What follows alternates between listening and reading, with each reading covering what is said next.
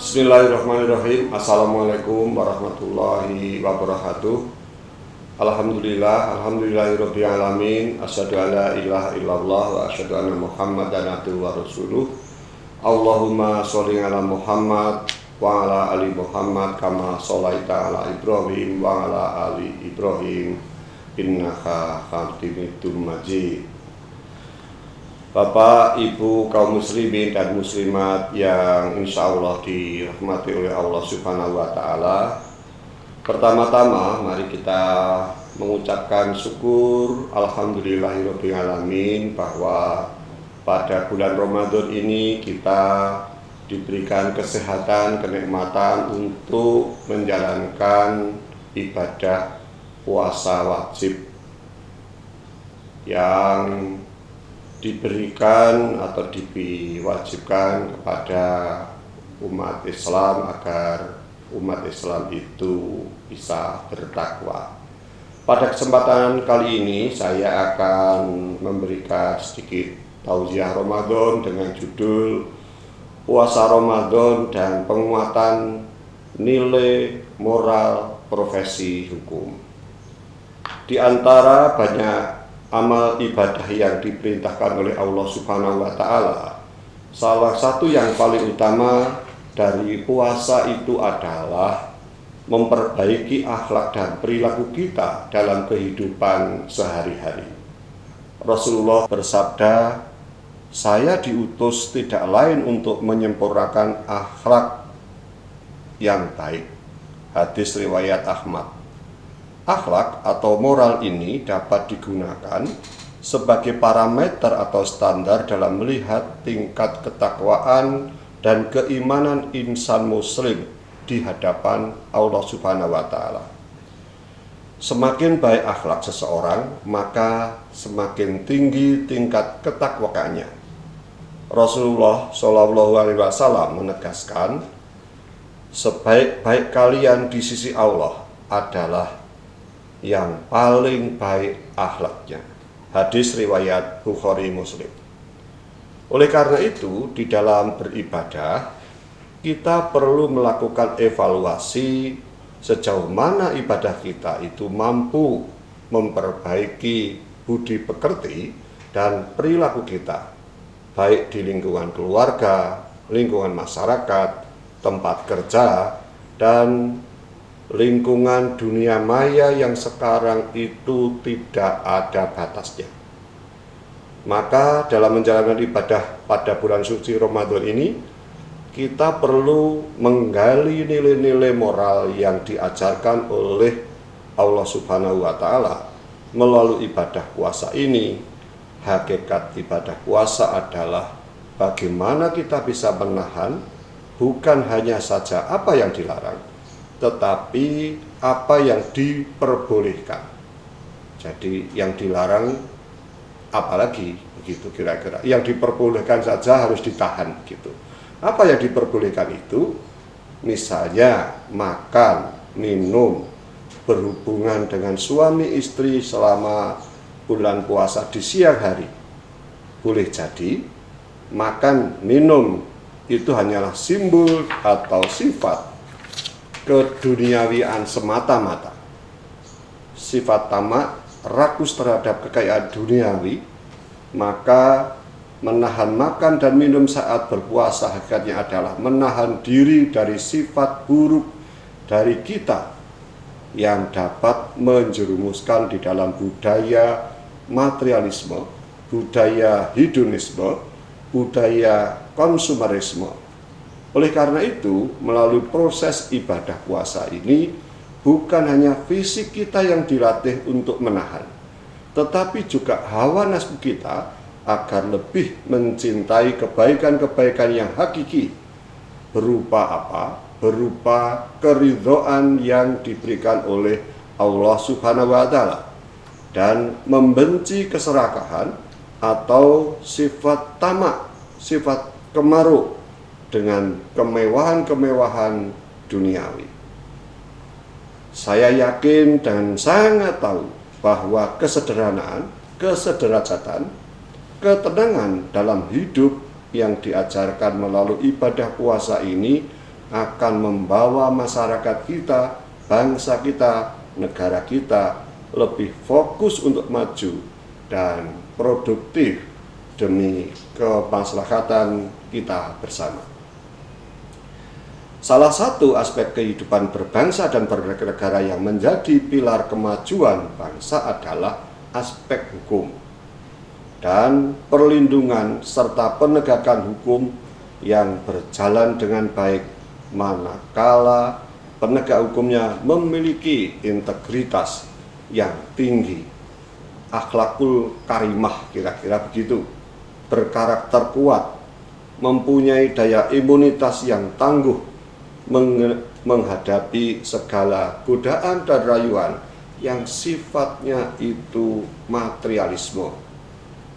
Rasulullah mengingatkan tentang keistimewaan profesi penegak hukum ini manakala dapat dikerjakan secara adil dan baik dalam sabda beliau, sesungguhnya para hakim yang adil di sisi Allah akan berada di atas mimbar cahaya di sebelah kanan Allah yang Maha Pengasih. Mereka adalah orang-orang yang berlaku adil di dalam memutuskan sebuah perkara, meskipun kepada keluarganya sendiri. Hadis riwayat Muslim. Keistimewaan kedudukan tersebut dalam hadis di atas ditunjukkan dengan begitu dekatnya martabat dan derajat penegak hukum yang adil di mata Allah. Demikian juga sebaliknya, jika penegak hukum tidak bisa menjalankan amanah dengan baik dan adil, maka ancaman hukumannya juga sangat berat. Sebagaimana disabdakan oleh Rasulullah, para hakim itu ada tiga tipe. Apa saja?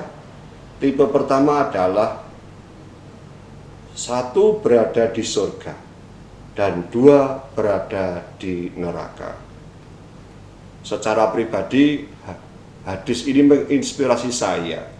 Pada waktu saya dulu mendaftarkan, kebetulan saya dulu mendaftarkan Cakim, kemudian Kementerian Perhubungan, dan Kementerian Pendidikan. Kebetulan saya diterima tiga-tiganya. Saya kemudian pada orang tua saya, Pak, Bu, saya diterima itu di kehakiman, diterima di Kementerian Perhubungan dan Pendidikan.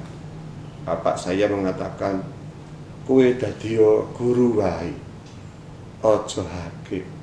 Kowe nek hakim kowe iso dadi nang neraka. Saya takut dengan apa yang disampaikan oleh orang tua dan saya mengikuti orang tua saya. Jadilah saya guru di Universitas 11 Maret.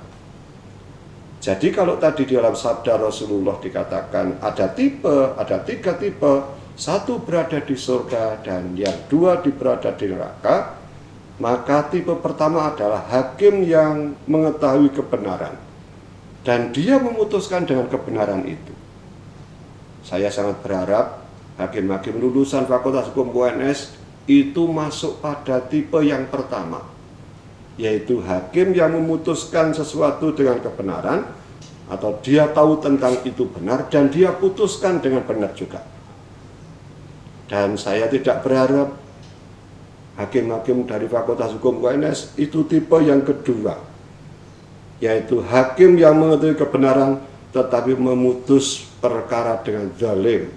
Apalagi hakim yang ketiga, yaitu hakim yang memutus perkara tanpa mengetahui kebenaran.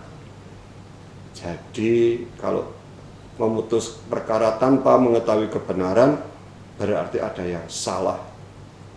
Tentu kita sangat tidak berharap lulusan-lulusan Fakultas Hukum, khususnya di Universitas 11 Maret, tidak ada yang hakim yang kedua dan ketiga. Kita berharap menjadi hakim yang pertama, yang mengetahui kebenaran dan ikut memutus dengan kebenaran itu juga. Dalam sabda Rasulullah yang lain juga, Rasulullah juga mewanti-wanti calon penegak hukum agar menyelamatkan diri dari keburukan profesi ini dengan menjalankan amanah yang secara adil. Artinya apa? Artinya ini kalau calon penegak hukum ya mahasiswa fakultas hukum yang sekarang baru belajar, dan insya Allah kalau sudah lulus, kalau dia ingin jadi hakim, jaksa, polisi, pengacara, sebagai aparat penegak hukum, maka jadilah calon-calon penegak hukum dengan tipe yang pertama tadi. Bagi calon penegak hukum, maka Rasulullah bersabda, barang siapa mendapatkan amanah sebagai hakim, maka seakan-akan dia telah dibunuh tanpa pisau. Artinya apa? Ini amanah yang sangat berat untuk profesi penegak hukum, khususnya hakim. Karena dalam konteks ini penegak hukum di Indonesia adalah pengacara, hakim, polisi, dan jaksa. Artinya apa? Kalau kita sudah mendapatkan amanah sebagai hakim, sebagai pengacara, sebagai jaksa, maka seakan-akan dia telah dibunuh tanpa pisau. Maka dengan menyadari betapa besar amanah dan tanggung jawab yang diemban itu, maka para penegak hukum seyogianya senantiasa berhati-hati dalam mengambil sebuah keputusan dan selalu benar-benar bertindak dan memutus dengan putusan yang seadil-adilnya. Hal ini sejalan dengan firman Allah dalam surat An-Nisa ayat 135. Wahai orang-orang yang beriman, janganlah kamu penegak keadilan menjadi saksi karena Allah, walaupun terhadap dirimu sendiri atau terhadap ibu bapak dan kaum kerabatmu. Jika dia terdakwa, kaya ataupun miskin, maka Allah akan lebih tahu kemaslahatan atau kebaikannya. Maka janganlah kamu mengikuti hawa nafsu karena ingin menyimpang dari kebenaran. Saya kembali lagi, saya ulangi, maka kamu jangan mengikuti hawa nafsu karena ingin menyimpang dari kebenaran. Dan jika kamu memutarbalikkan kata-kata atau enggan menjadi saksi, maka ketahuilah Allah Maha teliti terhadap segala apa yang kamu kerjakan. Melalui ibadah puasa ini, mari kita perkuat kembali semangat untuk berlaku adil dengan cara bekerja yang ikhlas tanpa pamrih, hanya mengharapkan kebaikan dan ridho dari Allah Subhanahu wa Ta'ala. Mari kita puasakan hawa nafsu kita dengan atau dari keserakahan duniawi. Kita sucikan hati, kita sucikan pikiran dan keinginan kita dari segala bentuk penyakit dunia, yaitu congkak, sombong, dendam, dengki, pamer, dan permusuhan. Mari kita bulatkan tekad untuk saling bantu-membantu, saling kasih mengasihi satu sama lain untuk membangun masa depan bangsa Indonesia dengan lebih baik. Demikian, kurang lebihnya saya mohon maaf. Wabillahi taufiq wal hidayah. Wassalamualaikum warahmatullahi wabarakatuh.